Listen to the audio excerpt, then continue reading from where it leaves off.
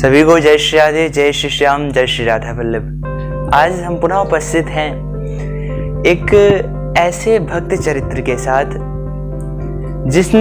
जिन भक्त राज ने ठाकुर जी से एक मित्रता का संबंध स्थापित किया। कहते हैं कि ठाकुर जी से नवदा भक्ति में वर्णन आता है, उसमें एक भक्ति होती है सख्यम, श्रवणम कीर्तनम विष्णु स्मरणम पाद सेवनम।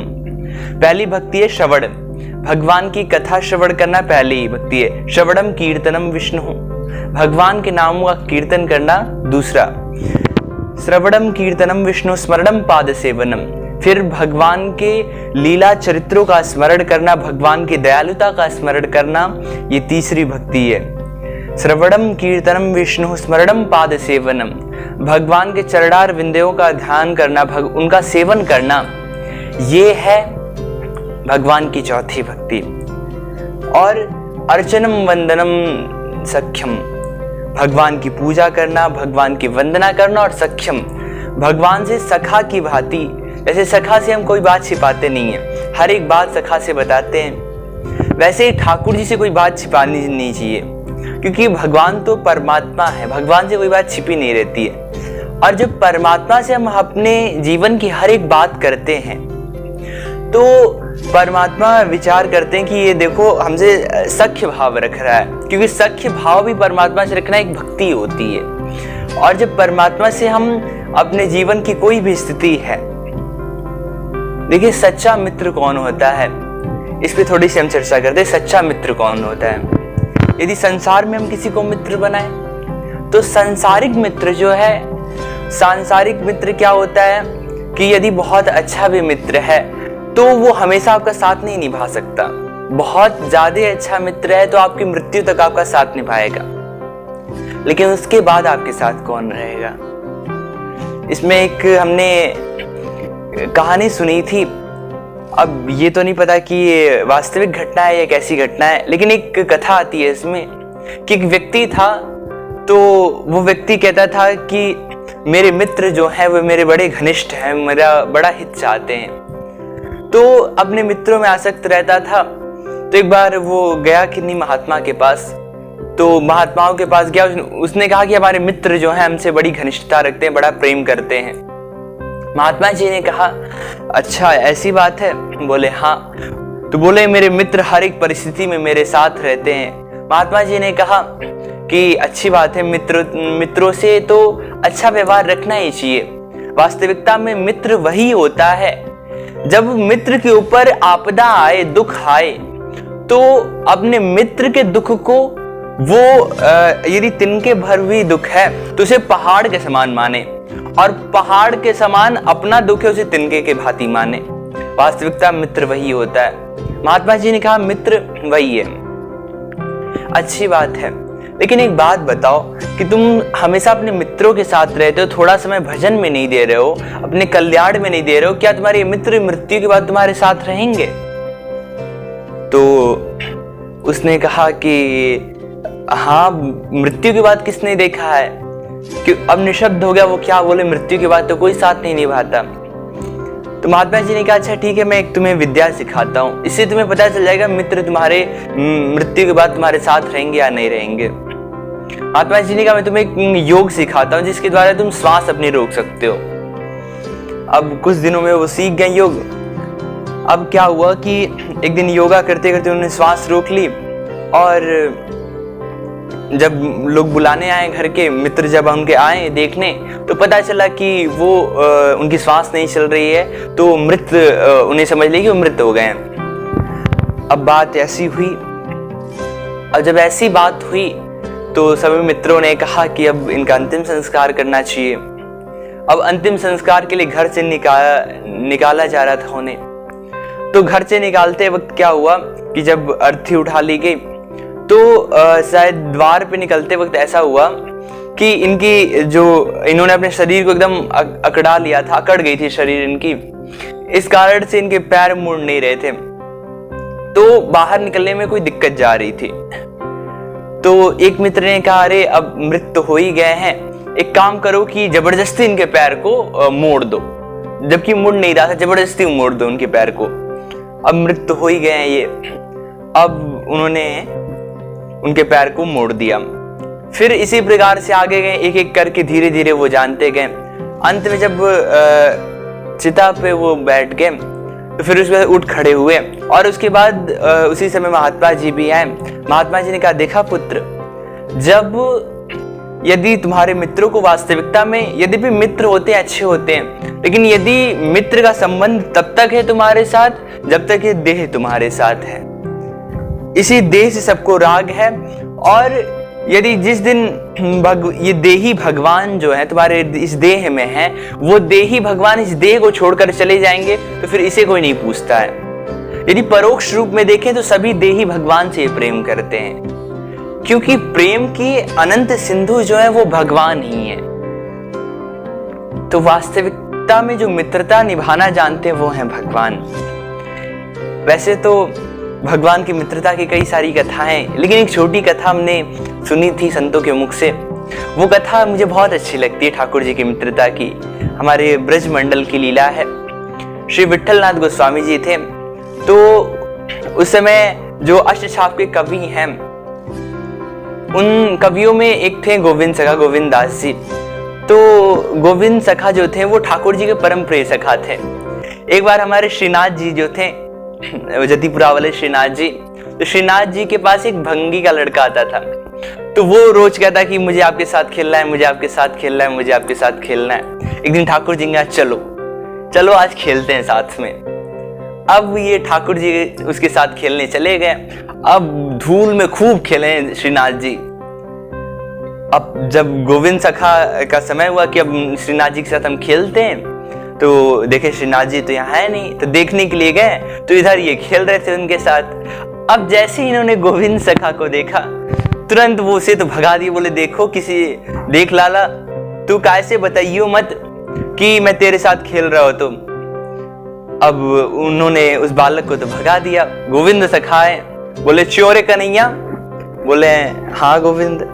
बोले च्यों ये बात बता कि हमारे गोसाई जी विट्ठलनाथ इतने बड़े ब्राह्मण, इतनो कर्मकांड को माने, शुचि अशुचि को इतनो ध्यान रखें, वाके बाद एक तू हो है गयो, तेरे खातिर इतनी पूरे आश्रम को रोज धोवावे, इतनी पवित्रता को ध्यान रखें, वाके बाद एक तू है, तू ऐसे बालकन के साथ खेल रहा है। तैने तो बाबा की सबरी पवित्रता नष्ट कर दी, भ्रष्ट कर दी। लाला तू भ्रष्ट है गयो, अपवित्र है गयो। तो ठाकुर जी पहले बोले ना ना भैया मैंने ना खेली, मैंने ना खेली। जब गोविंद सखा ने डांट लगा दी तो कन्हैया ने कि हाँ हमने खेली। अब सखा जो होते हैं वो तो ठाकुर जी को डांट लगा देते, घोड़ा बना के उनके ऊपर चढ़ भी जाते हैं। ठाकुर जी मुंह लटका के बोले हाँ भैया खेली तो हमने। गोविंद सखा ने कहा अच्छा खेली तो अब तो पवित्र है नो पड़ेगो, सर्दी को समय। तो बोले क्या करने पड़ेगो? बोले गोविंद कुंड में स्नान करना पड़ेगो। ठाकुर जी ने कहा देख भैया तू ब्राह्मण है, विद्वान है, कछु मंत्र फंत्र पढ़ दे, जाते मैं शुद्ध है जाऊं, तेरे वेदन में बड़ो मंत्र है। तो ठाकुर जी अब जब ऐसी माधुरी वाड़ी में बोले, गोविंद सखा ने ठीक है पहले गोविंद कुंड पे चल, जैसे जैसे मैं बोले वैसे वैसे करते जाइयो। अब ठाकुर जी ने एक चढ़ा दिया गोविंद सखा को। गोविंद सखा बोले अब जैसे मैं बोलूं नमः तुरंत आचमन कर लियो। बोले ठीक है। बोले ओम केशवाय नमः, ठाकुर जी ने आचमन कियो। ओम नारायणाय नमः, आचमन कियो। ओम माधवाय नमः, आचमन कियो। अब जैसे गोविंदाय नमो नमः बोल गोविंद सखा ने कहा, वैसे गोविंद सखा ने पीछे से ठाकुर जी को धक्का दे दी। अब ठाकुर जी गिर गए गोविंद कुंड में। गोविंद सखा ताली बजा के हंसने लग गए। अब गोविंद सखा ताली बजा के हंसने लग गए। ठाकुर जी ने गोविंद सखा की फेंट पकड़ी और उन्हें भी गोविंद कुंड में गिराए दियो। अब दोनों ने अच्छे से होली मनाई, वहां पे अच्छे से जल विहार कियो। अब ठाकुर जी तो बच्चे, इन्हें लग गई ठंड। उसी समय उत्थापन आरती का समय है गयो। तो श्रीनाथ जी की उत्थापन आरती रहने वाली। श्रीनाथ जी दौड़े दौड़े पहुंचे गीले वस्त्र लिए हुए। विट्ठलनाथ जी ने कहा चोरे लाले तू कहां से आ रहा है, तेरे वस्त्र तो गीले है गए। तो श्रीनाथ जी ने बताई बाबा का बताऊं, जे गोविंद है ना ये बड़ो बदमाश है। बोले क्यों? बोले यानी मुझे गोविंद कुंड में धक्का दे दियो। अब सर्दी को समय मुझे सर्दी लग गई, ठाकुर जी की तबीयत खराब, सर्दी लगी ठाकुर जी को, तो विट्ठल नाथ जी ने जय जय को अच्छे से आग वगैरह दी और साल उड़ाई। फिर उसके बाद जब आरती हो गई, उस दिन दर्शन किसी को नहीं प्राप्त हुए। अब के बाद बाबा जब ठाकुर जी के शयन आरती करा के जावे लग गए, सबने प्रणाम करी, गोविंद सखा ने भी करी, तो गोविंद सखा से कछु ना बोले। गोविंद सखा ने कही, गोविंदास जी ने कही, बाबा कछु गलती है गई बालक ते। बोले गलती महा अपराध कर दियो तूने। बोले क्यों बाबा, ऐसी का अपराध बन गए? बोले तेने जय जय को गोविंद कुंड में धक्का दे दियो, तो ये पतो है कि जय जय कितनो कोमल है। बोले बाबा तेने पूरी बात वहां से सुनी? बोले पूरी बात क्या? अब श्रीनाथ जी उधर से इशारे किए जा रहे हैं, बाबा जे झूठ बोलेगो, बाबा जे झूठ बोलेगो। बोले बाबा जे तेरो जय जय जो है ये सारी तेरी पवित्रता नष्ट कर दे। तो बोले क्यों? बोले क्योंकि जे भंगी के लड़का के साथ खेल रहे हो। तो अब मैंने विचार करी कि आप इतनी पवित्रता का ध्यान रखते और पूरे आश्रम में जमुना जल से नित्य पोछा लगवाए, पूरे आश्रम को धोवाए, लेकिन वाकई बाद यानी ऐसी अपवित्रता कर दी, तो हमने विचार करी कि या की पवित्रता होना जरूरी है, वरना आपको नियम टूटेगो, या से मैंने कर दियो।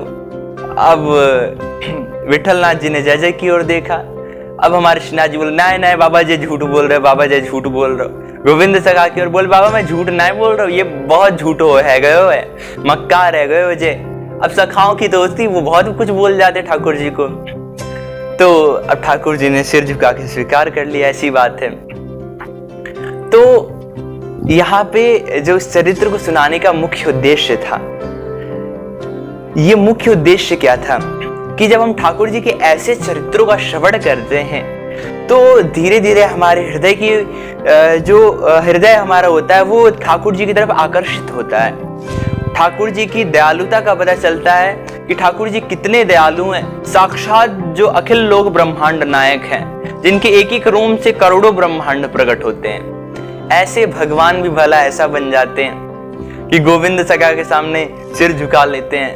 जो साक्षात सत्य मूर्ति भगवान है, जिनके लिए भागवत जी के प्रारंभ में कहा गया सत्यम परम धीमहि, सत्य रूप में जिनकी वंदना की गई है, वो भगवान भी भक्तों की लीला के लिए झूठ बोल देते हैं। तो ऐसी लीला होती कब है?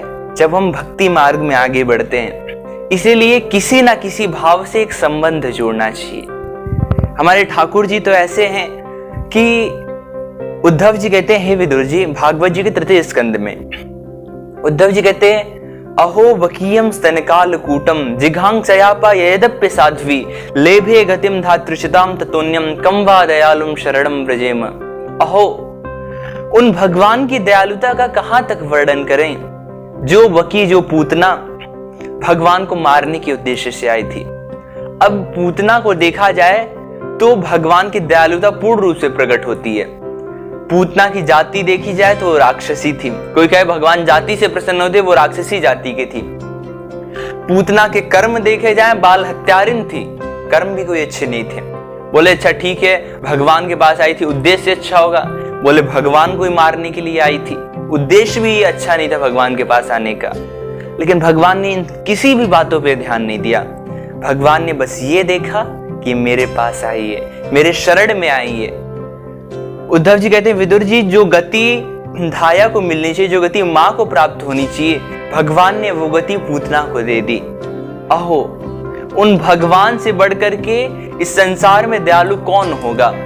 वास्तविकता में संसार में सबसे अधिक दयालु भगवान ही हैं और एकमात्र उन्हीं की शरण ग्रहण करनी चाहिए।